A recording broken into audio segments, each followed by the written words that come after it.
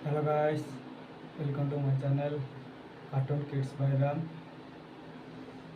चलतु सांग मैंने आज एक नुआ गपटे पढ़ा।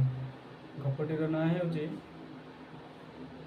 अहंकार सबु अनिष्टर मूल। अहंकार सबु अनिष्टर मूल। गोटिए बड़ मईसी नईरू पानी पीला बेले तार प्रतिछवि पानी रे पड़िथिबा देखि से निजर विराट काय आकृति विषय जानी बहुत खुशी हैला। से मन को मन कहवाकू लगिला, आह भगवान मते केते सुंदर करी गढ़िछंती सते।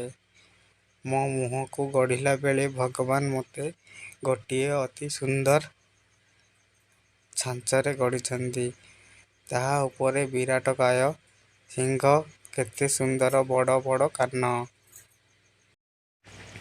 बड़ बड़ आखि, पुणी कला रंगर नाक।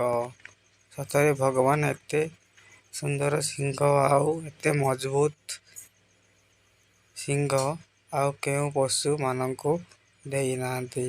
एथिपाई भगवान को मु अजस्र धन्यवाद देउची। एथर से चलिबाकू लागिला। हठात तार गोड़ आड़कू दृष्टि पड़िला। से देखिला तार गोड़ गुड़ाक पतला तथा लंबा लंबा। गोड़ आगरे थिबा खुरा पुणी दुई खंडिया। ता भितरे पोक जाक पशी ताकू बहुत कष्ट दिए। एथिपाई पुणी से भगवान को प्रार्थना कला, भगवान एते सुंदर शरीर, एते सुंदर मुह आउ एते कुचित गोड़ देइछ काहेकि? एमिति गोड़ द्वारा मोर सुंदरता माटिरे मिसेई देल प्रभु।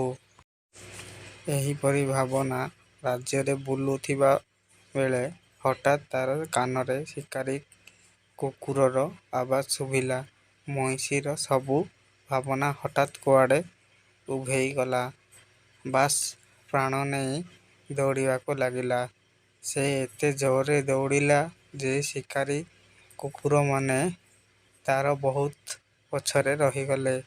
एही समय रे मईसीर तेढ़ा मेढ़ा सिंह दुईटी गोटिए लता बुदारे भितरे अटकी गला। मईसी बहुत चेष्टा कला लता भितरु सिंह गाड़ी बाहर को आनिबाकू। एही समय रे पछरे पड़िथिबा शिकारी कुकुर माने सेठारे पहुंची गले।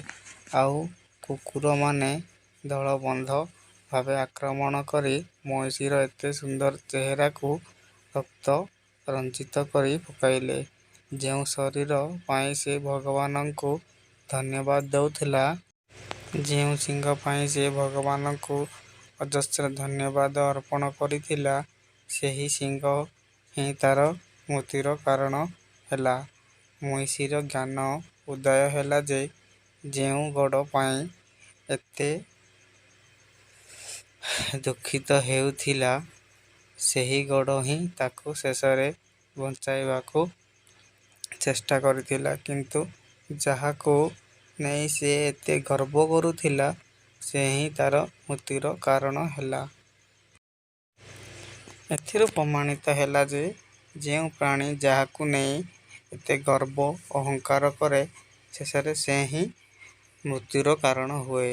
वास्तव रे मु जदि प्रथमरु ही विचार करी नहीं थांती, से सुंदरता भितरे थाए जिए निजर काम को आसे।